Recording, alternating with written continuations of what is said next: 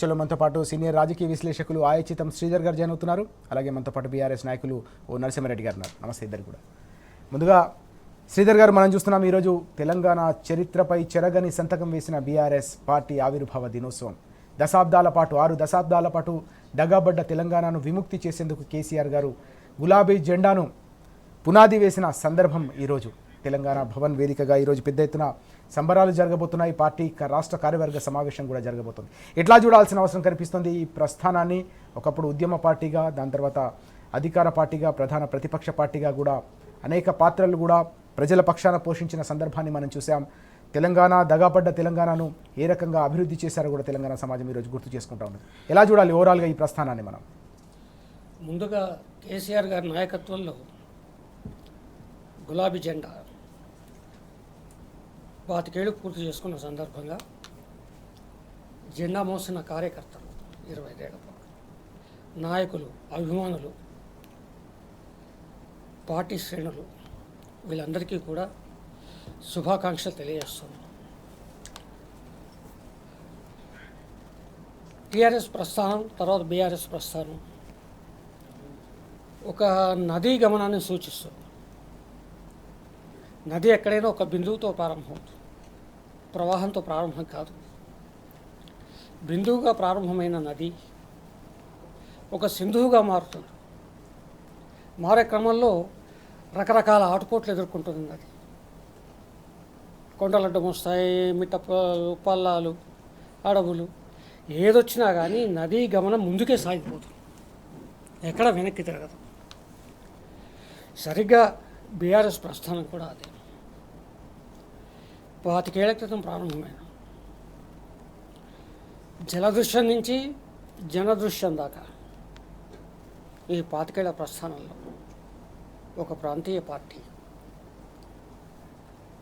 ఏదైతే ఆశయం కోసం ప్రారంభమైందో ఆ ఆశయాన్ని సఫలీకృతం చేసుకొని రాష్ట్రాన్ని సాధించి 10 ఏళ్ళు అద్భుతమైన పరిపాలన అందించి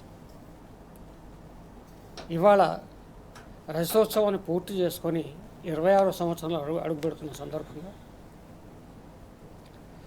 దేశంలో ప్రాంతీయ పార్టీలు చాలా ఉన్నాయి. తెలంగాణలో కూడా ప్రాంతీయ పార్టీలు చాలా వచ్చినాయి. దాదాపు తెలంగాణ పేరు మీద ఒక 14 దాకా వచ్చిపోయినాయి. కానీ కేసీఆర్ గారి నాయకత్వంలో టీఆర్ఎస్ పార్టీ, ఇవాళ బీఆర్ఎస్ పార్టీ కానీ అప్రతిహతంగా ముందు కొనసాగుతున్నాయి. ఎన్నో అనుమానాలు ప్రారంభంలో మాలాంటి వాళ్ళకు కూడా. నేను 69 ఉద్యమాన్ని కూడా లీలాగా చూశాను. హై స్కూల్ విద్యార్థిని నేను. ఆ తర్వాత ఇంటర్మీడియట్కి వచ్చిన తర్వాత ఏ రకంగా భంగపడింది, మోసపోయిందో చూసాము, అని చూసాము. 69 ఉద్యమంలో ఉన్న 369 మంది ఉద్యమకారుల బలిదానాలు, అమరులయ్యారు, కాల్పుల్లో అమరులయ్యారు. చాలా దాడు. కాంగ్రెస్ ఎట్లా మోసం చేసింది, ఎట్లా వాగ్దానాలు చేసింది చూస్తూ వచ్చిన తర్వాత మేము కొంతకాలానికి మా తరాలు, ఇప్పుడు 70లో ఉన్న మా తరాలు దాదాపు ఆశ వదులుకున్నాం, ఇక తెలంగాణ చూడము. కానీ కేసీఆర్ గారు జెండా ఎత్తినప్పుడు ఎన్నో అనుమానాలు. వాస్తవానికి తెలంగాణ ప్రజల్లో కూడా ఈ పార్టీ ఉంటుందా, ముందుకు సాగుతుందా, చంద్రబాబు నాయుడు లాంటి ఒక బలవంతుడైన రాజకీయ నాయకుడు కేంద్రంలో కూడా అధికారం పంచుకుంటున్నవాడు, రాష్ట్రంలో బలంగా ఉన్నవాడు, ఒక బలమైన సామాజిక వర్గం, మీడియా, సినిమా రంగం ఇవన్నీ వెంట ఉన్నవాడు, సాధ్యమవుతుందా అనే అనుమానాలు చాలామందికి ఉంటాయి. కానీ ఎంతమందికి అనుమానాలు ఉన్నా, ఎంతమందికి భయాలున్నా, అపోహలున్నా, ఆనాటి తెలంగాణ సమాజంలో అనుమానం లేదు, తెలంగాణ వచ్చి తీరుతుందని నమ్మిన ఏకైక వ్యక్తి కేసీఆర్ గారు. దాన్నే సంకల్ప బలం అంటారు. సంకల్ప బలం ఒక్కడిదే ఉంటుంది ఎప్పుడైనా. ఆ బలం సరిగ్గా ఉన్నప్పుడు, అది పునాదుల్లోకి చొచ్చుకుపోయినప్పుడు సమాజం అంతా ఏకీకృతమవుతుంది. తెలంగాణ ఉద్యమంలో జరిగింది అది. 2001లో జెండా ఎత్తినప్పుడు తెలంగాణ పరిస్థితి ఏమిటి, ఎంతో దారుణం. అయ్యా కరెంటు కష్టాలు ఉన్నాయని రాజధానికి రైతులు వస్తే కర్కశంగా కాలు చంపిన సందర్భాలు, ఊళ్ళలో నీళ్లు లేవు, కరెంటు కష్టాలు, రైతన్న దైన్యం, తెలంగాణ సమాజం విచ్ఛిన్నం, సంస్కృతి అపహాస్యం పాలైన సందర్భం, మన భాష నవ్వుల పాలైంది, మన సంస్కృతి నవ్వుల పాలైంది, మన గురించి ఆలోచించేవాడు లేడు. ఆ సందర్భంలో, ఆ నేపథ్యంలో కేసీఆర్ గారు రాజీనామా చేసి, డిప్యూటీ స్పీకర్ పదవికి రాజీనామా చేసి తెలంగాణ కోసం, ఇతరత్ర కారణాలు కాదు, వ్యక్తిగత కారణాలతో, రాజకీయ ప్రయోజనాలతో, రకరకాల ఉద్దేశాలతో రాజీనామాలు చేసేవాళ్ళు రాజకీయ నాయకులు చాలామంది ఉండొచ్చు. ఓకే. కానీ కేవలం తెలంగాణ కోసం, తెలంగాణ సమాజం కోసం, తెలంగాణ రాష్ట్ర సాధన కోసం డిప్యూటీ స్పీకర్ పదవికి రాజీనామా చేసి ఆయన రంగంలోకి దిగి 14 ఏళ్ల అలుపెరిగిన పోరాటం మామూలు పోరాటం కాదు. మరి ఆ పోరాటం మధ్యకాలంలో ఉన్నదెవరు ఇక్కడ? చంద్రబాబు నాయుడు, ఆ తర్వాత రాజశేఖర్ రెడ్డి. ఇద్దరు ఆషామాషి నాయకులు కాదు, అందరికీ తెలిసింది, సమర్థులు. ఆ ఇద్దరికి ఉన్న సౌలభ్యం ఏంటంటే, చంద్రబాబు నాయుడు ముఖ్యమంత్రిగా ఉన్నంత 2004 వరకు కేంద్రంలో ఆయన చక్రం తిప్పాడు ఆనాటి ప్రభుత్వాన్ని. ఆ తర్వాత రాజశేఖర రెడ్డి గారు వచ్చిన తర్వాత కూడా కేంద్రంలో కాంగ్రెస్ ప్రభుత్వం. అంటే ఇద్దరు ముఖ్యమంత్రులకి అటు కేంద్రంలో వెనక బలముంది, రాష్ట్రంలో అధికారం ఉంది. అయినప్పటికీ కూడా ఎన్ని ప్రతికూల పరిస్థితులను ఎదిరించి సమాజాన్ని అంతా ఒక్కటి చేసి ఒక తాటి మీదకి తెచ్చి సబ్బండ వర్ణాలను, అన్ని కళాకారులను, సాహిత్యాన్ని, సంస్కృతిని ఒకటి ఎర కాదు పెద్ద సమాహారాన్ని తయారు చేసి 14 ఏళ్ళు పోరాటం చేసి తెలంగాణ రాష్ట్రాన్ని సాధించారు. ఆ సాధించే క్రమంలో ఎన్నో ఉత్థాన పతనాలు ఉన్నాయి, లేవని కాదు. ఎందుకంటే ఉద్యమం అంటే సాఫీగా నల్లేరు నడకలాగా సాగిపోయే పరిస్థితి చరిత్రలో ఎప్పుడు ఎవరికీ లేదు. కానీ ఎన్ని ఉత్థాన పతనాలు ఉన్నా, ఎన్ని చేదు అనుభవాలు ఎదురైనా కూడా మొక్కవోని ధైర్యంతో, సంకల్ప బలంతో అదే తెలంగాణ రాష్ట్రాన్ని సాధించారు. ముందుగా 25 ఏళ్ళు పూర్తయిన సందర్భంగా మరొక్కసారి బీఆర్ఎస్ అధినేత కేసీఆర్ గారికి, వారి అభిమానులకు, పరివారానికి, పార్టీ శ్రేణులకు, తెలంగాణ ఉద్యమకారులకు అందరికీ శుభాకాంక్షలు చెబుతున్నా. ఈ తెలంగాణ రాష్ట్ర సాధనలో అమరులైన ఎంతోమంది, 69 ఉద్యమంలో, అంతకుముందు 56 ఉద్యమంలో, మొన్నటి 2014 వరకు జరిగిన అమరులైన వారందరికీ కూడా చేతులెత్తి నివాళులు అర్పిస్తారు. Yes sir. ఓ నరసింహారెడ్డి గారు, మనం చూస్తూ ఉన్నామా తెలంగాణ చరిత్రపై చెరగని సంతకం వేసిన బీఆర్ఎస్ పార్టీ గులాబీ జెండా ప్రస్థానంలో ప్రతి మలుపు కూడా ఒక చారిత్రాత్మకం, సంచలనాత్మకం కూడా. ఎట్లా చూడాల్సిన అవసరం కనిపిస్తుంది? 26వ ఆవిర్భావ వేడుకలు జరుపుకుంటున్న ఈ సందర్భంలో పార్టీకి సంబంధించిన ప్రస్థానాన్ని మనం ఎట్లా గుర్తు చేసుకోవాల్సిన అవసరం ఉంది? మొదటగా శ్రీధర్ గారు చెప్పినట్టు 25 సంవత్సరాలు కంప్లీట్ చేసుకున్న మా బీఆర్ఎస్ పార్టీ కార్యకర్తలకు, వాళ్ళు చేసిన జెండా పట్టుకొని ఇన్ని రోజులు పార్టీ వెమ్మటుండి, కేసీఆర్ గారు వెమ్మటుండి, ఎన్ని నిర్బంధాలు వచ్చినా, ఎన్ని కుట్రలు జరిగినా ఎంతో నిబద్ధతతో ఈ పార్టీని నిలబెట్టిన కార్యకర్తలకు, అలాగే ఈ పార్టీని సమర్థవంతంగా ఎంతోమంది దుర్మార్గులకు వ్యతిరేకంగా, 2 జాతీయ పార్టీలకు వ్యతిరేకంగా ఒక 25 సంవత్సరాలు పార్టీని నడిపిన కేసీఆర్ గారికి, వారి నాయకత్వ లక్ష్యాలకు అందరికి కూడా శుభాకాంక్షలు. ఇలాగే ఈ బీఆర్ఎస్ పార్టీ రాష్ట్ర రాజకీయాలను మార్చింది, రాష్ట్రాన్ని తెచ్చింది. అలాగే దేశ రాజకీయాలను కూడా మార్చాలి. కేసీఆర్ గారు ఈ దేశ ప్రధాని కావాలని కూడా నేను మనస్ఫూర్తిగా కోరుకుంటున్నాను. ఈ సందర్భంగా అన్ని లక్షణాలు ఉన్నాయి కేసీఆర్ గారికి. ఈ దేశం పరిస్థితి బాగలేదు. ఇవాళ బీజేపీ తిరోగమన సిద్ధాంతము, కాంగ్రెస్ కాంప్రమైజ్ పాలిటిక్స్, ఇవన్నీ కూడా దేశ ప్రజలు చాలా ఇబ్బంది పడుతున్నారు. ఆ ఉద్దేశంతోనే కేసీఆర్ గారు బీఆర్ఎస్ పార్టీని కూడా స్థాపించటం, దాన్ని మార్చడం కూడా జరిగింది. శ్రీధర్ గారు చెప్పినట్టు ఏంటంటే, ఆ ఉద్యమము అంతకుముందు తెలంగాణ ప్రజలు పడ్డ బాధ వారంతా కూడా వివరించారు. కానీ ఒక పార్టీని స్టార్ట్ చేసేటప్పుడు, మొదలుపెట్టేటప్పుడు కేసీఆర్ గారు అంతకుముందు తెలంగాణ ఉద్యమంలో జరిగిన తెలంగాణ ప్రజలు మోసపోయిన ఘటనలు మనకు చాలా సందర్భాలు, చాలామంది మొదలుపెట్టిండ్రు. వాళ్ళ స్వార్థ రాజకీయాల కోసం తెలంగాణ ఉద్యమాన్ని బలిపెట్టి వాళ్ళు పదవులు ఎక్కినారు. కేసీఆర్ గారు అందుకే ఒక స్లోగన్ తీసుకున్నాడు, నేను ఏనాడైనా కానీ కాడి దించితే, తెలంగాణ ఉద్యమము, తెలంగాణ రాష్ట్ర సాధన నేను కింద పెడితే నన్ను రాళ్లతో కొట్టండి అన్నాడు, కొట్టి చంపండి అన్నాడు. ఏ నాయకునికైనా నేను అంటున్నాను, అంటే చివరి వరకు నేను పోరాడుతా అన్న ఆ ఆత్మస్థైర్యము, చిత్తశుద్ధి లేకపోతే ఆ మాట ఏ నాయకుడు అనడు. భారతదేశంలో రాష్ట్ర సాధన కోసం కూడా అక్కడక్కడ పార్టీలు వచ్చినాయి, జేఎంఎం కానీ మిగతా చాలా వచ్చినాయి. కానీ ఏ నాయకుడు ఈ విధంగా ఈ శరీరం నాది కాదు, తెలంగాణ రాష్ట్రాన్ని మీది, నేను కనుక వెనుకకు తగ్గితే నన్ను రాళ్లతో కొట్టి చంపనన్న ధైర్యం ఉందా ఎవరికైనా? అంటే కేసీఆర్ గారికి ఆనాడు రాష్ట్ర సాధనకు సంబంధించి ఆ యొక్క ఇంతకుముందు శ్రీధర్ గారు చెప్పిన సంకల్పం కావచ్చు, ఆశయం, ఒక చిత్తశుద్ధితోని ఆశయాన్ని ముందుకు తీసుకుపోయినప్పుడు తప్పకుండా ప్రజలు కలిసి వస్తారన్న ఏకైక విధానంతో కేసీఆర్ గారు పోయినారు. మరి పార్టీ పెట్టిన తర్వాత ఏ పద్ధతిలో రాష్ట్రాన్ని సాధించాలి, ఏమి అవలంబించాలి అన్నప్పుడు ఉద్యమాలు చేయాలి, రాజకీయము చేయాలి. తెలంగాణ అనేది కేవలం ఉద్యమాలతో కూడా రాదు, పార్లమెంట్లో బిల్లు పాస్ అయితేనే తెలంగాణ రాష్ట్రం ఏర్పడ్డదన్న ఈ రెండు విధానాలతోని కేసీఆర్ గారు ముందుకు పోయి తెలంగాణ రాష్ట్రంలో అప్పుడున్న చంద్రబాబు నాయుడు కావచ్చు, మిగతా కాంగ్రెస్ పార్టీ వాళ్ళు కావచ్చు, మిగతా వాళ్ళు పచ్చి తెలంగాణ వ్యతిరేకులు. 14 సంవత్సరాల్లో కేసీఆర్ గారు చేసింది ఏంటంటే 2014 వరకు ఒక రాజకీయ అనివార్యతను సృష్టించండి కేసీఆర్ గారు.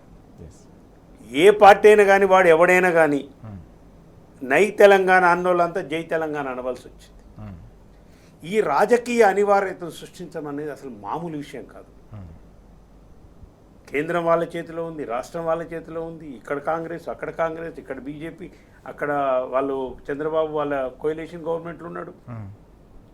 14 వరకు మీరు చూడండి, 14 సంవత్సరాల మొత్తం ఉద్యమంలో కేసీఆర్ గారు ఈ తెలంగాణ రాష్ట్రంలో అసలు ఇంతకుముందు మొదలుపెట్టినప్పుడు ఆ తెలంగాణ ఎంకన్నా తెలంగాణ మల్లయ్య ఊరికి ఒకరు ఇద్దరు ఉన్న దాకా నుంచి పోయి మహా మేధావులు బాహుబలులు అనుకున్న వాళ్ళే సమైక్యవాదం నుంచి జై తెలంగాణ అనుకుంటే ఇంటి నుంచి బయటికి వెళ్ళే పరిస్థితి లేకుండా చేసిండు. పొలిటికల్ పార్టీలు కూడా అన్ని పార్టీలు ఇష్టం ఉన్నా లేకపోయినా కపటంగానో ఏదో ఒక లెటరో బొటరో ఏదో ఒకటి ఇవ్వాల్సి వచ్చింది.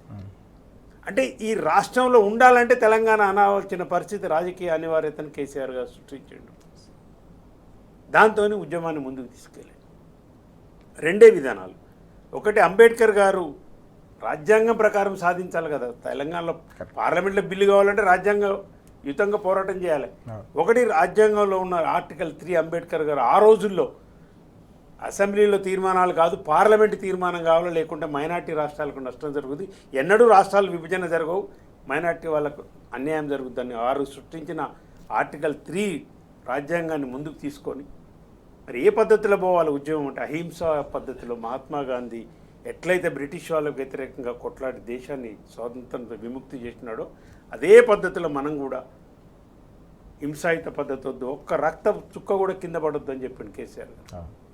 రాజ్యాంగబద్ధంగా అహింసాయుతంగా పోరాటం చేసి మనం సాధించాలి. రాజకీయ అనివార్యత ద్వారానే మనకు తక్కువ ఉన్నా మనం ఎక్కువ ఉన్నా సెంట్రల్లో జరుగుతున్న పరిణామాలను ఎప్పటికప్పుడు కూడా వారు గమనించి ఆ విధమైన ఎత్తుగడలు వేసారు. ఇది కేసీఆర్ గారి వ్యూహం. ఈ వ్యూహంలో అత్యంత ముఖ్యమైనది నేను గమనించింది ఏంటంటే ఎన్నడూ కూడా కేసీఆర్ ఈ టీఆర్ఎస్ బలాన్ని తన బలాన్ని శత్రువుకు అంచనా వేయనీయలే, లో ప్రొఫైల్నే మెయింటైన్ చేసుకుంటూ వచ్చిండు. చివరికి రాష్ట్ర విభజన జరిగేటప్పుడు కూడా ఆందోళనలు ఏమన్నారో జరిగే పనే కాదన్నారు. ఇక డిసెంబర్ 23 నిన్న రాష్ట్ర ఏర్పాటు వెనుకకు తీసుకున్న తర్వాత కేసీఆర్ గారు ఆమరణ దీక్ష చేసి డిసెంబర్ 9 2009లో ప్రకటించిన తర్వాత 23 నాడు మళ్ళీ వాపసు తీసుకొని శ్రీకృష్ణ కమిషన్ అని మళ్ళీ ఒక డ్రామా మొదలుపెట్టారు కదా. అప్పటి వరకు వాళ్ళంతా మేము లాబింగ్ చేయగలుగుతాము, కొనగలుగుతాము, అన్నీ చేస్తాము, అది మారుస్తాము, ఇది మారుస్తాము, కాంగ్రెస్ పార్టీ మా పార్టీ. ఇది ఉద్యమంలో ఒక కొత్త పోకడ కేసీఆర్ గారితోనే మొదలైంది. శత్రువుకో అంచనా దొరకకుండా తను అనుకున్న దాన్ని సాధించేసిండు. దీనికి మీరు ఈ 14 సంవత్సరాల పోరాటంలో రకరకాలుగా ఇంకొకటి భారతదేశంలో నూతనంగా కేసీఆర్ గారు చేసింది ఏంటంటే ఎన్నికలను రాజకీయ అస్త్రంగా వాడుకోవటం.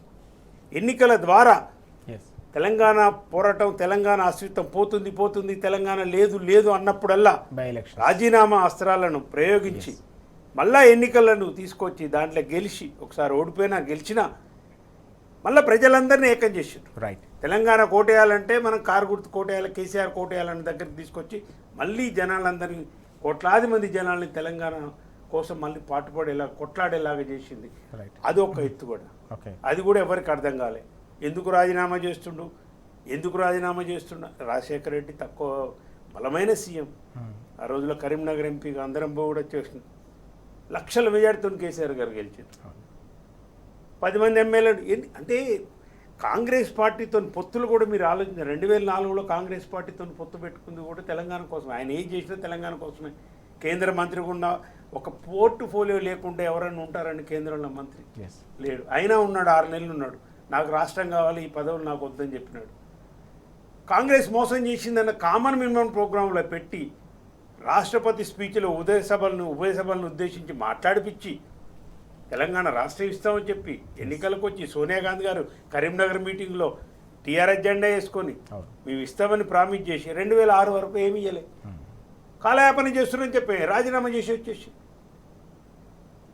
అంటే తన పదవులు ముఖ్యం కాదు, గడ్డిపోతలాగా తీసి అవతల పడేసి తెలంగాణ కోసమే అనేది వారు చేసిన ఇంకొక అస్త్రము, ఇంకొక ఎత్తుగడ ఏంటంటే ఈ రాజీనామాలను చేయటం. తద్వారా తెలంగాణ వాదాన్ని ఎప్పటికప్పుడు నిలబెట్టుకుంటూ ముందుకు వచ్చినారు. చాలా కీలకమైన అంశాలు మనం చూస్తున్నాం. శ్రీధర్ గారు, ONR గారు ప్రస్తావిస్తున్న పరిస్థితి. తెలంగాణ ఉద్యమం సందర్భంగా అనేక రకాల వ్యూహాలు, ఎత్తుగడలతో తెలంగాణ ఉద్యమాన్ని గమ్యానికి చేర్చేలాగా, గమ్యాన్ని ముద్దాడేలాగా అడుగడుగునా కూడా తెలంగాణ ప్రజల్ని మమకం చేస్తూ ఉద్యమాన్ని కొనసాగించారు. కాబట్టి 14 ఏళ్ల ఉద్యమ ప్రస్థానంతో తెలంగాణ సాధించామనే విషయాన్ని ఈ సందర్భంగా గుర్తు చేస్తున్న పరిస్థితిని మనం చూస్తూ ఉన్నాం. శ్రీధర్ గారు, ఇప్పటివరకు మనం చూసాం ఉద్యమ ప్రస్థానం గురించి మనం మాట్లాడాం. ప్రగతి ప్రస్థానం కూడా 10 ఏళ్ల ప్రగతి ప్రస్థానం కేసీఆర్ గారి సారథ్యంలో బీఆర్ఎస్ సర్కారు సాగించిన ప్రగతి ప్రస్థానం అనేది కూడా దేశ చరిత్రలోనే ఏ రాష్ట్రానికి కూడా సాధ్యం కాని విజయాలను తెలంగాణ సొంతం చేసుకున్న సందర్భాన్ని కూడా మనం చూసాం. కేటీఆర్ గారు అనేక సందర్భాలు చెప్తూ ఉంటారు, Telangana is the most successful startup in the history of independent India అంటూ. ఎట్లా చూడాల్సిన అవసరం కనిపిస్తుంది. ఉద్యమ పార్టీగా మొదలై అనేక మందికి అనేక అనుమానాలు, అపోహలు ఉన్న సందర్భాలు మనం చూసాం. అధికార పార్టీగా కూడా విజయం సాధించగలుగుతుందా, విజన్ ఉంటుందా లేదా, ఎట్లా తెలంగాణ ముందుకు తీసుకెళ్తుందనే అపోహలు ఉన్నప్పటికీ కూడా కేసీఆర్ గారి సారథ్యంలో బీఆర్ఎస్ పార్టీ ప్రభుత్వం ఏర్పాటు చేసిన తర్వాత 10 ఏళ్లలో సాధించిన విజయాల పరంపరను మనం ఎట్లా చూడాల్సిన అవసరం. కేసీఆర్ గారు ఉద్యమం ప్రారంభించి కేవలం రాష్ట్రం కోసమే కొనసాగించి ఉంటే ఆయన ముఖ్యమంత్రి పదవి చేపట్టిన తర్వాత అప్పుడు మళ్ళీ పాలనకు శ్రీకారం చుట్టాల్సిన అవసరం వచ్చింది. కానీ ఆయన సమాంతరంగా ఉద్యమం చేస్తూనే రాష్ట్రం వచ్చి తీరుతుందని నమ్ముకున్న వ్యక్తి కాబట్టి రాష్ట్రం వచ్చాక తెలంగాణ ఎట్లా ఉండాలి అని ఒక రూపకల్పన మానసికంగా ఆయన స్పష్టంగా స్వచ్ఛంగా చేసుకున్నాడు. తెలంగాణ పట్ల సంపూర్ణమైన అవగాహన ఉన్న వ్యక్తి కేసీఆర్ గారు. ఏ వాగు ఎక్కడ, ఏ వంక ఎక్కడ, ఏ చెరువు ఎక్కడుంది, ఏ ఊరు ఎక్కడుంది, ఎక్కడ ఎవరు ఉంటారు, ఏమిటి సర్వం తెలిసిన వ్యక్తి ఆయన. సంపూర్ణంగా అధ్యయనం చేశారు తెలంగాణ గురించి. ఆయన తెలంగాణ ఉద్యమం ప్రారంభించకముందే తెలంగాణ గురించి సర్వస్వం తెలిసిన వ్యక్తి ఆయన. అపారమైన రాజకీయ అనుభవం. తెలంగాణ రాష్ట్రం ఏర్పడ్డాక తొలి ముఖ్యమంత్రి అయిన తర్వాత ఆయన ఎన్నుకున్న ప్రాధాన్యాలు ఎప్పుడైనా కానీ ప్రభుత్వం ఎన్నుకున్న ప్రాధాన్యాలను బట్టి పరిపాలన వైఫల్యాలు, విజయాలు ఆధారపడి ఉంటాయి. ఫస్ట్ రైతన్నలది ఎజెండాగా తీసుకున్నారు ఆయన. మీరు గమనించండి, ఒకవైపు విభజన సమస్యలు ఉన్నాయి, అవి వెంటాడుతున్నాయి సమాంతరంగా. చంద్రబాబు ఇక్కడే తిష్ట వేశాడు ఆయన, అక్కడ ముఖ్యమంత్రి అయినా. ఉమ్మడి రాజధాని పంచాయతీ, ఓటుకు నోటు పంచాయతీలు, తర్వాత ఉద్యోగుల విభజన, ఆస్తుల విభజన, ఇళ్ల విభజన, ఒకటా రెండా, అవన్నీ ఆ హెడేక్స్, ఆ తలపోట్లన్నీ తల ఎత్తుకుని మొదటగా కరెంటు, జీవనాడి కరెంటు సమాజానికి. అది కుటుంబాలైనా, రైతాంగమైనా, వ్యవసాయమైనా, పరిశ్రమలైనా, ఏదైనా కూడా 24 గంటల కరెంటు. గ్రామీణ వ్యవసాయం బాగుపడాలంటే చెరువులు బాగుపడాలి ప్రధానంగా. ప్రాథమికంగా అందుబాటులో ఉండేవి చెరువులు, తర్వాత ప్రాజెక్టులు, కాలువలు, అది వేరు విషయం. కానీ ప్రతి గ్రామానికి అందుబాటులో ఉండేది చెరువు మాత్రమే, కుంట మాత్రమే. కాబట్టి రెండవ ప్రాధాన్యం 46,000 కుంటలు చెరువులు బాగు చేయడం. ఎప్పుడు దశాబ్దాల కాకతీయుల కాలంలో కట్టే చెరువులు కూడా మా ఊరు కాకపోతే ఒక జమీందారీ వ్యవస్థ, ఒక సంస్థానంగా ఉండదు. ఆ చెరువులను అడిగిన వాళ్ళు లేడు, ఆ మత్తళ్ళు అడిగిన వాళ్ళు లేరు. అవి కూలిపోయేవి, కట్టలు దిగిపోయేవి, ఆ తుప్పలు మొలిచేవి, పట్టించుకున్నవాడే లేడు. చెరువులు బాగు చేశారు. ఎందుకంటే కేసీఆర్ గారే అన్నారు, తాంబాళంలాగా ఉన్న చెరువులు గంగాళంలాగా మారాలి. అంతా మట్టి పేరుకుపోయింది కదా. ఓకే. చెరువులు బాగు చేశారు. తర్వాత రైతన్నకి ఏం కావాలి? ఆయనకు ఒక భద్రత కావాలి, ఓకే. ఆర్థికంగా ఒక వెన్నుదన్ను కావాలి. ఓకే. రైతు బంధు, రైతు బీమా. ఒక రైతు ఏదో కారణం చేత చనిపోతే కుటుంబం వీధిలో పడకుండా రైతు బీమా కార్యక్రమం, ఎరువులు సరఫరా చేయడం, విత్తనాలు సరఫరా చేయడం, ధాన్యం అమ్ముకోవడానికి మార్కెట్ సౌకర్యాలు కల్పించడం. ఓకే. ఒక రైతన్నను రాజుగా నిలబెట్టడానికి ఇంతకన్నా గొప్ప కార్యక్రమాలు దేశంలో ఎవరూ చేయలేదు. ఓకే. అందుకనే మీరు గమనించండి, తెలంగాణ ఏర్పడక ముందున్న దిగుబడి ఏంటి, తెలంగాణ వచ్చిన తర్వాత దిగుబడి ఏంటి, అది మనమే కాదు దేశమంతా అంగీకరించింది. కేంద్రం కూడా నివేదికలు ఇచ్చింది. తెలంగాణ ప్రథమ స్థానంలో ఉంది. కొనుగోలు చేయలేక చేతులెత్తేసిన సందర్భాలు చూసినాం. దేశవ్యాప్తంగా 20 గ్రామాలు అన్ని రకాలుగా అభివృద్ధి చెందిన గ్రామాలను ఎంపిక చేస్తే కేంద్రం, అందులో 16 గ్రామాలు తెలంగాణ, 19 అంటే ఏ స్థాయిలో అంత తక్కువ కాలంలో అభివృద్ధి సాధించారు. ఆ తర్వాత విద్యారంగం, మెడికల్ కాలేజీలు పెట్టడం కానీ, కొత్తగా యూనివర్సిటీలు పెట్టడం కానీ, రెసిడెన్షియల్ పాఠశాలలు పెట్టడం కానీ, వైద్యం. మీరు గమనించండి, ఒక ప్రాథమిక అవసరాలు మానవుడికి ఏముంటాయి, అత్యవసరాలు ఏముంటాయి, ఒక్కటి స్టెప్ బై స్టెప్. ఓకే. ఇవాళ రేవంత్ రెడ్డి గారు ప్రారంభించబోతున్నారు రేపు సనత్ నగర్లో ఒక పెద్ద ఆసుపత్రి. హైదరాబాద్లో అంటే ఒక విజన్, ఒక నాయకుడి యొక్క విజన్ చాలా ముఖ్యం. అది గాంధీ హాస్పిటల్, ఉస్మానియా హాస్పిటల్కి రావాలంటే ఒక రోగి అంబులెన్స్లో ఇప్పుడు పెరిగిన ఈ నగరం పరిస్థితుల్లో నగరంలో ప్రవేశించి ఆసుపత్రికి వచ్చేసరికి 1-2 గంటలు అవుతుంది. కాబట్టి నగరం పొరిమేలలోనే అందుబాటులోనే పెద్ద ఆసుపత్రులు ఉండాలన్న ఒక విజన్ ఉందే, అది విజన్ అంటాం. ఏదో ఎక్కడో చోట ఇంత ప్లేస్ ఉంది కదా కట్టిపారేయండి అని కాదు. అంటే 4 వైపులా రాష్ట్ర ప్రజలకి అలా నగరంలో ప్రవేశించగానే ఇలా వైద్యం అందుబాటులోకి వచ్చే విధంగా, ఆ వైద్యం కూడా అద్భుతంగా ఉండే విధంగా అద్భుతమైన నిర్మాణాలు చేపట్టారు. అంటే విద్య కానీ, వైద్యం కానీ, వాళ్ళ రెసిడెన్షియల్ పాఠశాలలు మనం చూస్తున్నాం కదా. ఆ మధ్య కేసీఆర్ పరిపాలనలోనే ప్రైవేటు రెసిడెన్షియల్ పాఠశాల యజమానులు మొత్తుకున్నారు, అయిపోయింది మా గిరాకీ అంతా పడిపోతుంది, అడ్మిషన్లు మాకు రావట్లేదు. తల్లిదండ్రులంతా అటువైపు వెళ్ళిపోయారు. మాకు అద్భుతమైన విద్యను, సౌకర్యాలను ప్రభుత్వమే కల్పిస్తున్నప్పుడు ఈ ఫీజుల భారాన్ని మోస్తే ఎక్కడికి పంపడం ఏంటి అని పంపించారు. అంటే ఒక విప్లవాత్మకమైన మార్పులు చాలా వేగంగా జరిగినాయి. మార్పులు జరుగుతుంటాయి చరిత్రలో ఎప్పుడైనా నిరంతరంగా, కానీ ఇంత వేగంగా జరగడం అనేది మనమే చూసాం. అలా కాకుండా ఒక సాంస్కృతిక వైభవం. ఎప్పుడో 75లో ప్రపంచ తెలుగు మహాసభలు జరిగినాయి తెలంగాణ గడ్డ మీద హైదరాబాద్లో. జలగం వెంకటరావు గారు ముఖ్యమంత్రిగా ఉన్నారు. ఆ తర్వాత లేదు. కానీ 2017లో జరిగిన ప్రపంచ తెలుగు మహాసభలు మీరు, మేము, ప్రజలంతా చూస్తాం. అంటే నాయకుడికి కేవలం ఓట్లు వేయించుకోవాలి, మళ్ళీ గదిరేకాలని కాకుండా ఒక సంస్కృతి, ఒక భాష, ఒక నీరు, ఒక ప్రజల అవసరాలు, విద్య, వైద్యం, ఇన్ని సర్వాంగీణమైన అభివృద్ధి ఏకకాలంలో ఒకే రకంగా ఇక్కడ విభజన సమస్యలు పరిష్కరించుకుంటే పోతున్నారు. ఇక్కడ కరెంట్ 24 గంటలు ఇచ్చారు. ఇక్కడ మిషన్ కాకతే చెరువులు బాగైపోయినాయి. మిషన్ భగీరథ ఇంటింటికి నీళ్ళు అందుతుంది. మీరు గమనిస్తే ఏకకాలంలో 10-12 బృహత్ కార్యక్రమాలు ఇచ్చారు. అన్నిటికంటే ముఖ్యంగా కాళేశ్వరం కూడా ఒక విజనే. ఎందుకంటే మేము చిన్నప్పటి నుంచి వింటున్నాం, తెలంగాణకు నీళ్ళు ఎందుకు లేవు అంటే ఆంధ్ర ప్రాంతం వాళ్ళు చెప్పేవాళ్ళు, మీరు మెట్ట ప్రాంతంలో ఉన్నారు, మీకు ఎట్లా వస్తాయి నీళ్ళు, పల్లమే కదా నీళ్లు ఉండేవి. అంటే మేము కూడా కావాలనుకో నీళ్ళమే కదా నీళ్లు పల్లానికి ప్రవహిస్తాయి కానీ పైకి ప్రవహించవు కదా, కొండెక్కవు కదా నీళ్ళు. కానీ పల్లంలో ప్రవహించే నీళ్లను, నీటి స్వభావాన్ని తిరగరాసి ఒక కొండలు ఎక్కించిన వారు కేసీఆర్. అదే కాళేశ్వరం పుణ్యమాన్ని తెలంగాణ మొత్తంగా కూడా ఒక జలదృశ్యం ఆవిష్కృతమైంది. నేను మా సొంతూరు కామారెడ్డి, నేను హైదరాబాద్ నుంచి కామారెడ్డికి వెళ్తుంటే లేదా వేరే ఊళ్ళోకి వెళ్తుంటే ఎండాకాలాల్లో కూడా చెరువులన్నీ నిండుగా ఎట్లా ఉన్నాయి. ఇదేం కాదు, అందరూ అనుభవించిందే, అందరూ చూసిందే. ఇవాళ కాంగ్రెస్ నాయకులు అబద్ధాలు చెప్తారు కానీ అందరూ చూశారు, మేము చూసాం.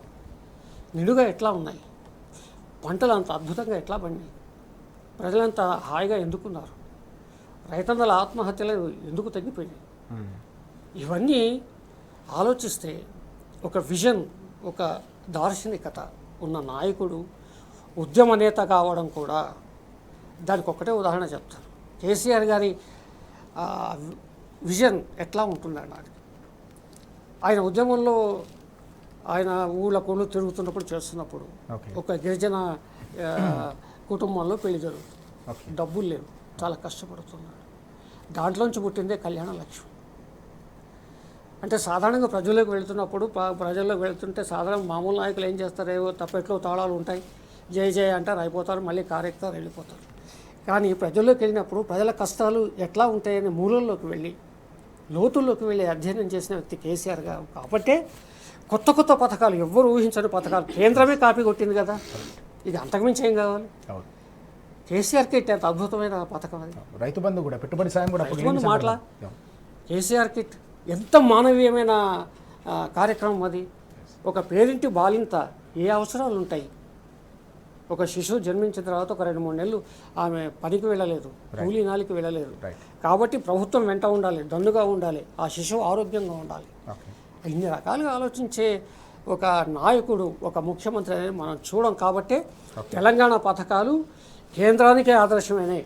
సాధారణంగా కేంద్రం ప్రకటించే పథకాలు రాష్ట్రాలకు ఆదర్శం కావాలి. కానీ తెలంగాణ కేసీఆర్ గారి పాలనలో ఇక్కడ నెలకొల్పిన పథకాలు, ఆరంభించిన పథకాలు, అమలుపరిచిన పథకాలు ఏవైతే ఉన్నాయో అవి కేంద్రానికి ఆదర్శమయ్యాయి, ఇతర రాష్ట్రాలకు ఆదర్శమయ్యాయి. ప్రపంచమే అబ్బురపోయింది. కాబట్టి కాళేశ్వరం విషయంలో నేషనల్ జియోగ్రఫిక్ ఛానల్ ఒక కథనమే ప్రసారం చేసింది. ఎక్కడో మారుమూల తెలంగాణ, ఒక కాళేశ్వరం ప్రపంచంతో పోల్చుకున్నప్పుడు ఒక ప్రపంచవ్యాప్తంగా ఉండే ఒక ఛానల్, ఒక మీడియా అంత అద్భుతమైన కథనాన్ని ప్రసారం చేసిందంటే కేసీఆర్ గారి దార్శనికత, ఆయన సంకల్పం, తెలంగాణ ప్రజల పట్ల ప్రేమ, ఉద్యమంలో కానీ అంతకుముందు కానీ ఆయన రాజకీయాల్లో ఉన్నంతకాలం తెలంగాణ ప్రజల కష్టాలు నష్టాలు చూసిన ఒక అనుభవం ఏదైతే ఉందో ఇవన్నీ కలబోతగా ఇవాళ తెలంగాణ మనము సాధించుకున్నాం, 10 ఏళ్ళు నడిపించుకున్నాం. దురదృష్టం ఏంటంటే మళ్ళీ తిరోగమనం, అదే బాధాకరం. ఎప్పటికైనా కానీ జయశంకర్ సార్ ఎప్పుడు చెప్తుండేవారు, తెలంగాణ రాష్ట్రం రాగానే అయిపోయినట్టు కాదు, వ్యతిరేక శక్తులు రకరకాలుగా దాడి చేస్తాయి, ప్రజలు ఎప్పుడూ అప్రమత్తంగా ఉండాలి. కానీ ఇవాళ మళ్ళీ ఆ రోజులు గుర్తుకొస్తూ ఉన్నాయి, మళ్ళీ ఆ వైభవాన్ని ప్రజలు కోరుకుంటున్నారు. కాబట్టి ఇవాళ మళ్ళా మా సార్ రావాలి, కేసీఆర్ సార్ రావాలని కోరుకుంటున్నారు. నరసింహారెడ్డి గారు, వాస్తవానికి ఢిల్లీ మెడలు వంచి దేశ రాజకీయ వ్యవస్థను మెప్పించి ఒప్పించి తెలంగాణ సాధించడం ముఖ్యమైతే ఆ తెలంగాణను 10 ఏళ్లలోనే దేశానికి ఒక అగ్రగామి రాష్ట్రంగా నిలపడం అనేది అత్యంత కీలకమైన అంశం. ఈ ధీరోదాత్తమైన నాయకత్వం కావచ్చు, ఆ విజన్ను కావచ్చు, మనం ఎట్లా అర్థం చేసుకోవాల్సిన అవసరం ఉంది. ఎందుకంటే తెలంగాణ ఏర్పడిన సందర్భంలో తెలంగాణ వాళ్ళకు పరిపాలన చేతగాదని, తెలంగాణ నిలబడుతుందా అని అనేక రకాల అనుమానాలు వ్యక్తం చేసిన వారికి పరిపాలన అంటే ఇలా ఉండాలని చెప్పేసి ఒక దారిదీపంలాగా, ఒక దీపస్తంభంలాగా తెలంగాణను నిలిపిన ఆ నాయకత్వాన్ని మనం ఎట్లా అర్థం చేసుకోవాలి. శ్రీధర్ గారు చెప్పినట్టు విజనరీ నాయకుడు అంటే ఏందనేది ఈ మధ్య నేను దగ్గర చదివిన. సాధారణ రాజకీయ నాయకుడు ఏం ఆలోచిస్తాడు, విజన్ ఉన్న నాయకుడు, విజనరీ రాజకీయ నాయకుడు ఏం ఆలోచిస్తాడు. డిఫరెన్స్ ఏంటంటే సాధారణ రాజకీయ నాయకుడు వచ్చే ఎన్నికలు ఎట్లా గెలవాలని ఆలోచిస్తాడు. విజనరీ ముందు చూపు ఒక ఇదున్న నాయకుడు ఏం ఆలోచిస్తాడంటే వచ్చే తరాలు ఎట్లా బాగుపడాలని ఆలోచిస్తాడు. వచ్చే తరాల గురించి ఆలోచించే విజనరీ గల నాయకుడు, దట్ ఈజ్ కేసీఆర్. వచ్చే ఎన్నికలు ఎట్లా గెలవాలన్నది, మళ్ళీ ఎట్లా ముఖ్యమంత్రి కావాలి, మళ్ళీ ఎట్లా ఎంపీలు కావాలి, ఇది కాదు.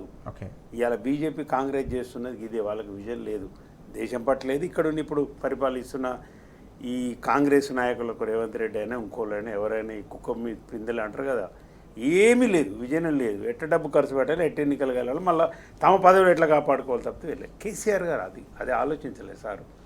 ఏం ఆలోచించారు, రాబోయే తరాలకు సంబంధించి మీరు చూసినట్టు ఇంతకుముందు శ్రీధర్ గారు చెప్పినట్టు మీరు ఏ పథకాన్ని చెప్పండి, అది ఎన్నికల కోసం అయితే పెట్టిన పథకం కాదు, ఒక్కటి కూడా లేదు దాంట్లో, ఒక్క పథకం కూడా లేదు. అది కేసీఆర్ కిట్ అనుకోండి, రైతు బంధు అనుకోండి, రైతు బీమా అనుకోండి, ఇంకా మీరు ఏ పథకం పేరు చెప్పినా కానీ అట్లాంటి దానికోసం పెట్టినవి కావు, భావితరాలు గుర్తుంచుంటేట్టుగా పెట్టినాయి. గురుకులాలు కావచ్చు, ఏదైనా కావచ్చు. విద్య కావచ్చు, వైద్యం కావచ్చు, వ్యవసాయం కావచ్చు, అన్నిటి మీద వారు తీసుకొచ్చిన పథకాలన్నీ కూడా తెలంగాణ రాబోయే భావితరాలు ఈ తెలంగాణ ఎల్లవేళలా కలకాలం కూడా మంచిగా ఉండాలి, పచ్చగా ఉండాలని ఆలోచించిందే కానీ ఎన్నికల కోసం చేసినవి కావు. అది మెయిన్ డిఫరెన్స్. రెండవది, నేను మొదటి నుంచి కూడా 2014లో ఎన్నికలు ఏవైతున్నాయో ఆ ఎన్నికల్లో ప్రజల యొక్క తీర్పుని నేను చాలా గొప్పగా కీర్తిస్తాను. నేను అది వాళ్ళ నిర్ణయము, తెలంగాణ ప్రజలు తీసుకున్న నిర్ణయము చాలా కీర్తించవలసిన విషయం. చాలా వాళ్ళకున్న ఆలోచన ఎంత గొప్పదని అనిపిస్తుంది నాకు. చాలాసార్లు చాలా టీవీలలో కూడా చెప్పింది నేను. ఎందుకు అంటే 2014 ఎన్నికలు ఉమ్మడి రాష్ట్రంలో జరిగినప్పటికి కూడా కాంగ్రెస్ పార్టీ అప్పటికే మేము బిల్లు పెట్టాము, మేమే తెలంగాణ ఇచ్చినామని వాళ్ళు చెప్పిండ్రు. బిల్లు పెట్టింది కాంగ్రెస్ పార్టీ వాస్తవం. మేము మద్దతు ఇచ్చినామని చెప్పి బీజేపీ అన్నది మద్దతు ఇచ్చినమాట వాస్తవం. అంటే ఒకవైపు పెద్దమ్మ, ఒకవైపు చిన్నమ్మ, రెండు జాతీయ పార్టీలు కూడా రంగంలోకి దిగినాయి. మళ్ళీ మధ్యన టీడీపీ బీజేపీ పొత్తు 2014 ఎన్నికల్లో ఈ సంక్లిష్టమైన వాతావరణాన్ని ప్రజలు ఎంత గొప్పగా విశ్లేషించుకున్నారు అనిపిస్తుంది నాకు ఒక్కొక్కసారి. ఓకే, అంటే ఈ రెండు జాతీయ పార్టీలకు కనుక మనం ఓటేసి వీళ్ళకి అధికారం ఇస్తే ఈ తెలంగాణ స్వయం ప్రతిపత్తి, స్వయం రాష్ట్రం కోసం కొట్లాడింది ఈ రాష్ట్రం ఇట్లా ఉండదు. వీళ్ళు బానిసలు అయిపోతారు, మళ్ళీ ఢిల్లీ దగ్గరికి ఉరుకుతారు, వాళ్ళు ఏది చెప్తే అదే చేస్తారు, కానీ రాష్ట్ర పరిపాలన చక్కగా సాగదు. ఈ తెలంగాణ ఏర్పడ్డ తెలంగాణను అన్ని విధాలా బాగుపరచాలంటే, సేఫ్గా ఉండాలంటే సేఫ్ హ్యాండ్స్, కేసీఆర్ హ్యాండ్స్ అని కేసీఆర్ గారి చేతులు పెట్టింది. ఓకే, చాలా అప్రిషియేట్ చేయవలసిన అంశం ప్రజల నిర్ణయాలని. రాష్ట్రం ఏర్పడ్డది, మరి ఎవరు పరిపాలించాలి అనేది ప్రశ్న ప్రజల ముందు ఎన్నికలకు పోయినప్పుడు 63 సీట్లు ఇచ్చి కేసీఆర్ గారు మీ పరిపాలననే తెలంగాణ బాగుపడుతుంది, మీ పరిపాలనలోనే తెలంగాణకు ఒక మంచి శాసనాలు వస్తాయి, మన చట్టాలు వస్తాయి, ఈ వెనుక వేయబడ్డ తెలంగాణ ముందుకు సాగాలంటే మీరు ఉండాల్సిందే ముఖ్యమంత్రి గారు. యాక్చువల్ కేసీఆర్ గారికి పరిపాలన ముఖ్యమంత్రి కావాలనే ఆలోచన పెద్దగా తెలంగాణ రాష్ట్ర సాధన ఆయనకు ముఖ్యంగా పరితపించిన వ్యక్తి. ఆయన అధికారం కోసం చేసింది కాదు కదా ఆయన. కానీ ఆయన పరిస్థితి ప్రజలు ఆ తీర్పు ఇచ్చిండ్రు. ఎంత గొప్ప తీర్పు మీరు ఆలోచించండి. ఇన్ని రెండు జాతీయ పార్టీలు అందరు తిరిగి ప్రచారాలు చేసిండ్రు, ఇలాంటి టీడీపీ పొత్తు ఉన్నప్పటికీ కూడా ప్రజలు కేసీఆర్ని ఎంచుకున్నారు. ఎంచుకున్న ప్రజల యొక్క నిర్ణయాన్ని, వాళ్ళ నిర్ణయాన్ని శిరోధార్యంగా భావించి కేసీఆర్ గారు తెలంగాణ పునర్నిర్మాణాన్ని, మళ్ళా ధ్వంసం చేయబడ్డ తెలంగాణని ఎట్లా తీసుకుపోవాలని రచనలు చేసినారు. ఇవాళ మీరు ఆలోచిస్తే ఆనాటి పరిస్థితి, పథకాల గురించి, వ్యవసాయం గురించి శ్రీధర్ గారు చెప్పారు. నేను 2-3 ఎకానమిక్ అంశాలు చూద్దాం. 2014 ముందు టీఆర్ఎస్ ప్రభుత్వం ఏర్పడక ముందు తెలంగాణ మన పర్ క్యాపిటల్ ఇన్కమ్ 1,14,000. కేసీఆర్ గారు మొన్న 23 డిసెంబర్ వరకు చూస్తే 3,56,000. వాళ్ళు కాంగ్రెస్ వాళ్ళు ఇచ్చిన శ్వేతపత్రంలోనే ఉంది.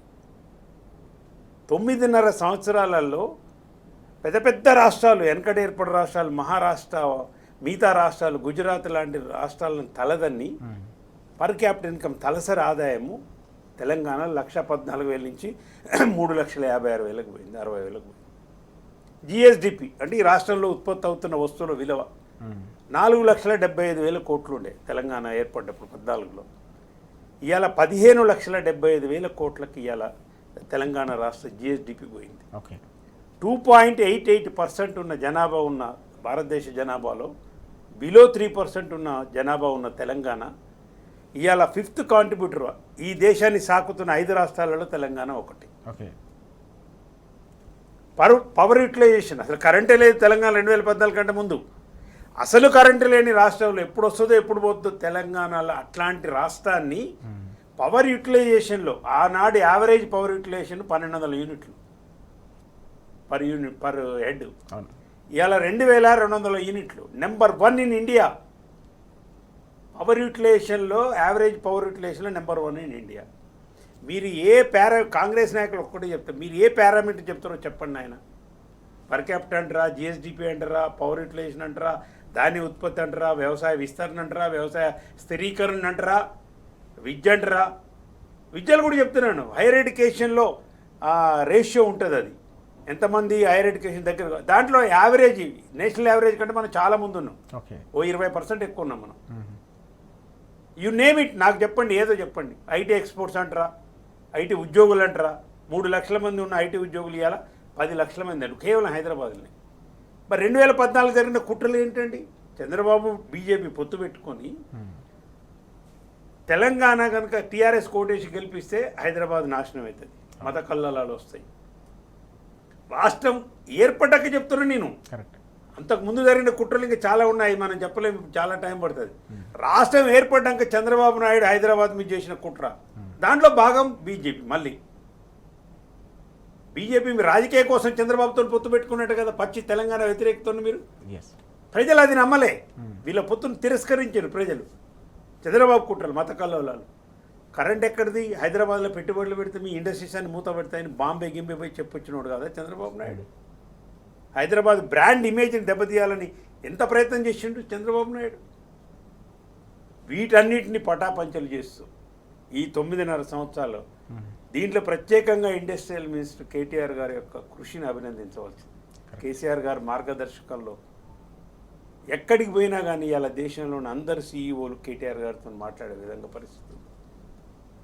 ఏ రంగమో మీరు చెప్పండి, ఈ అన్ని రంగాలలో తెలంగాణని ఇలా దేశంలో నెంబర్ 1గా ఈ 10 సంవత్సరాల పరిపాలనలో కేసీఆర్ గారి పరిపాలన నిలబెట్టింది. ఎంతండి విలేజ్లలో కరోనా టైంలో అసలు పరిపాలన 9.5 సంవత్సరాలు చేస్తే 2.5 సంవత్సరాలు కరోనా బాయ్, 1.5 సంవత్సరం శ్రీధర్ గారు చెప్పిన సంవత్సరాలు ఈ ఉద్యోగుల పంపకాలు అది ఇది ఈ గొడవే. అంటే గట్టిగా పరిపాలించింది ఒక 5 సంవత్సరాలు కేసీఆర్ గారు. 5 సంవత్సరాలని ఇన్ని అద్భుతాలు చేసి విజనరీ అంటే అది. రాబోయే ఒక 50 సంవత్సరాలకు తెలంగాణను ఆలోచించిన వ్యక్తి కేసీఆర్ గారు. మీకేం తెలుస్తుంది అసలు? మీకు అసలు ఆలోచన లేదు, మీకు ఆ కల్పన లేదు, ఆ ఆలోచన లేదు, తెలంగాణ సోయి లేదు. బేసికల్గా వీళ్ళకి తెలంగాణ ఆత్మ లేదు. ఇప్పుడు పరిపాలిస్తున్న వాళ్ళందరూ మీరు చూడండి, ఎవడండి ఇలా తెలంగాణ ఉద్యమంలో ఆయన ఉండారు రేవంత్ రెడ్డి గారు అనేటి ఆయన వ్యక్తి. అసలు తుపాకులు పట్టుకొని ఉద్యమకారుల మీద పోయినా నీకు తెలంగాణ మీద ప్రేమ ఉంటుందని ఎట్లా నమ్ముతాము మేము? ఇంతవరకు ముఖ్యమంత్రి అయినాక 2.5 సంవత్సరాలు ఒక్కనాడు జై తెలంగాణ లేను, జై సోనియా అన్నావు, జై కాంగ్రెస్ అన్నావు. నువ్వు అనలేవు, నీకు లేదు, అది నీకు ఆత్మ లేదు, తెలంగాణ ఆత్మ నీకు లేదు. నువ్వు ఎప్పటికైనా మళ్ళీ అవకాశం వస్తే తెలంగాణకు వెన్నుపోటు పొడిచిపోయేటోనే తప్పితే నీ చరిత్ర కూడా అదే. ప్రజాస్వామికంగా ఏర్పడ్డ తెలంగాణ రాష్ట్ర ప్రభుత్వాన్ని, కేసీఆర్ గారి మొదటి ప్రభుత్వాన్ని నువ్వు కూల్చాలని ప్రయత్నం చేసింది నువ్వు కదా.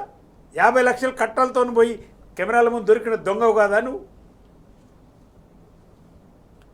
ఏదైనా కానీ 63 సీట్లతో కేసీఆర్ గారు అక్కడ పరిపాలన చేస్తున్న రాష్ట్రం ఏర్పడ్డది ఎవరన్నా ముఖ్యమంత్రి కానీ అనే భావన నీకుందా రేవంత్ రెడ్డి? తెలంగాణ ద్రోహులు మీరంతా, మీ ద్రోహుల చరిత్ర తెలంగాణని. అలా కాంగ్రెస్లో పరిపాలిస్తున్న వాళ్ళు సగం మంది అందరు కూడా ద్రోహులే. బీజేపీకి మనం చూస్తూనే ఉన్నాం, తల్లిని చంపి బిడ్డను బయటికి తీసారు అంటాడు. ఏ తల్లిని చంపిరు మోడీ గారు? ఏ బిడ్డను బయటికి తీసిండ్రు? ఏంటి వాక్యాలు మీరు? ఇండియా పాకిస్తాన్ అని వాడేవాడు బెంగళూరు ఎంపీ గారు, సోయి లేని, సిగ్గు లేని, శరం లేని ఎంపీలు, బీజేపీ ఎంపీలు, కాంగ్రెస్ ఎంపీలు అంటున్నా నేను. ముఖ్యమంత్రి ఢిల్లీలో ఉండి ఆనే ఉన్నాడు, ఈయన కూడా ఆనే తెచ్చిండుగా. ఏమైనా మాట్లాడినరా 4 రోజుల వరకు? తెలంగాణ మళ్ళా తెలంగాణ వాదుల నుంచి తెలంగాణ బీఆర్ఎస్ పార్టీ గట్టిగా తిప్పిన అప్పుడు మళ్ళీ 3వ రోజు ఏదో కంటి తుడుపుకు మాట్లాడి ఆయన చెప్తూనే ఉండే, నా స్కూల్ బీజేపీ, నా కాలేజీ టీడీపీ, నా ఉద్యోగం కాంగ్రెస్ అంటుండే. ఇక ఈయనను ఎట్లా నమ్ముతారండి? తెలంగాణ పేరు ఎట్లా నమ్మాలి? కాంగ్రెస్ పరిపాలనలో రేవంత్ రెడ్డి ముఖ్యమంత్రి ఉన్నంత కాలం ఈ తెలంగాణ అనేది డేంజర్లో ఉన్నట్టేనండి. డేంజర్లో ఉన్నట్టే భావించాలి తెలంగాణ పేర్లు. ఈ సందర్భంగా బీఆర్ఎస్ పార్టీ యొక్క ఆవిర్భావ దినోత్సవం సందర్భంగా చెప్తున్నాను నేను, ఎంత త్వరగా ఈ కాంగ్రెస్ పార్టీని ఇంటికి పంపిస్తే తెలంగాణ బాగుపడుతుంది. అందుకే దొంగ హామీలు ఇచ్చి కాంగ్రెస్ పార్టీ చేశారు. అందుకే 3వది ఈ ప్రతిపక్ష పార్టీగా, ప్రధాన ప్రతిపక్ష పార్టీగా ఈ 2.5 సంవత్సరాల నుంచి ఎట్లా కొట్లాడుతున్న ప్రజలందరూ చూస్తున్నారు. కేసీఆర్ రావాలని ఎందుకు అనుకుంటున్నారు? బీఆర్ఎస్ రావాలని ఎందుకు అనుకుంటున్నారు? కాంగ్రెస్ పార్టీ దిగిపోవాలని ఎందుకు అనుకుంటున్నారు ప్రజలు? మీ పరిపాలన చక్కదనం ఇట్లుంది కాబట్టి అనుకుంటున్నారు. చాలా కీలకమైన అంశాలు మనం చూస్తున్నాం. కేవలం ఉద్యమ పార్టీగా తెలంగాణ ప్రజల గొంతుకను వినిపించి తెలంగాణ సాధించడమే కాకుండా ప్రగతి ప్రస్థానాన్ని 10 ఏళ్ల పాటు కొనసాగించి తెలంగాణ రాష్ట్రాన్ని అగ్రగామిగా నిలబెట్టిన నాయకత్వం కూడా బీఆర్ఎస్ నాయకత్వం అనే విషయాన్ని ఓఎన్ఆర్ గారు గుర్తు చేస్తున్న సందర్భాన్ని మనం చూస్తున్నాం. ఎన్నో చారిత్రాత్మకమైన పథకాలు, ప్రతిష్టాత్మకమైన నిర్ణయాలకు వేదికగా 10 ఏళ్ల ప్రగతి ప్రస్థానం నిలిచిందనే విషయాన్ని కూడా ఈ సందర్భంగా ప్రస్తావిస్తున్న పరిస్థితి మనం చూస్తూ ఉన్నాం. మరొక కీలకమైన అంశం కూడా మనకు కనిపిస్తుంది శ్రీధర్ గారు. వాస్తవానికి ఉద్యమ పార్టీగా అధికార పార్టీగా ప్రస్థానాన్ని ఇప్పటివరకు మనం చర్చించాం. ప్రధాన ప్రతిపక్షంగా దాదాపు 2.5 ఏళ్ల పాటు తెలంగాణ ప్రజల గొంతుకగా నిలిచిన బీఆర్ఎస్ ప్రస్థానాన్ని మనం ఎట్లా చూడాల్సిన అవసరం ఉంది. ఎందుకంటే పార్లమెంట్ ఎన్నికల తర్వాత ఆ ఫలితాల నేపథ్యంలో అనేక రకాల అపోహలు కావచ్చు, రకరకాల ప్రచారాలు చేసినప్పటికీ కూడా లగచర్ల నుంచి మొదలుకుంటే చెర్లపల్లి పారిశ్రామిక భూముల వరకు, ఇటు హైడ్రా నుంచి మూసి వరకు బీఆర్ఎస్ పార్టీ పోరాట పంథాను మనం ఎట్లా చూడాల్సిన అవసరం ఉంది. తెలంగాణలో ఈ 2.5 ఏళ్లలో ప్రధానంగా బీజేపీ ప్రతిపక్ష స్థానానికి ఎగబాకాలని అనుకుంది, కానీ ప్రజలు ఆమోదించలేదు. పార్టీలు ఓడిపోతుంటాయి, గెలుస్తుంటాయి ప్రజాస్వామ్యంలో. కేసీఆర్ గారి పార్టీ 39 సీట్లు సాధించింది. అధికార పార్టీకి ఈ పార్టీకి తేడా 1.8 అనుకోండి, ఓట్ల శాతం అంతే.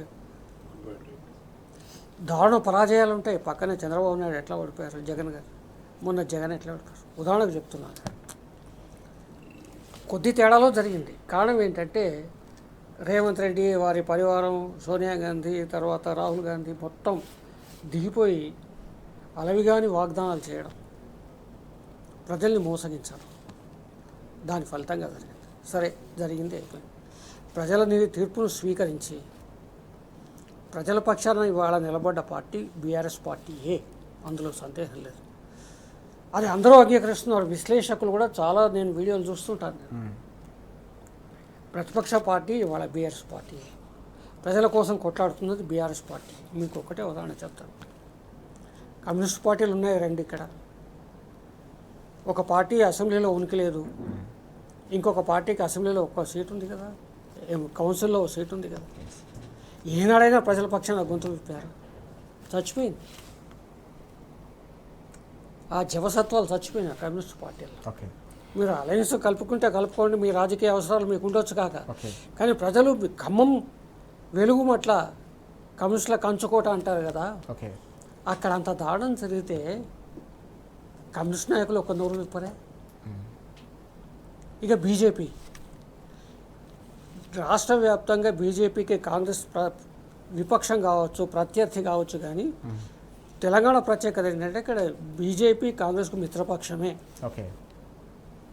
మీరు ఒక్కటి చెప్పండి, రేవంత్ రెడ్డి గారి పరిపాలనకు సంబంధించిన విషయంలో వ్యతిరేకిస్తూ ఒక పెద్ద కార్యక్రమం ఏదైనా బీజేపీ వాళ్ళు చేపట్టారా 2.5 ఏళ్లలో?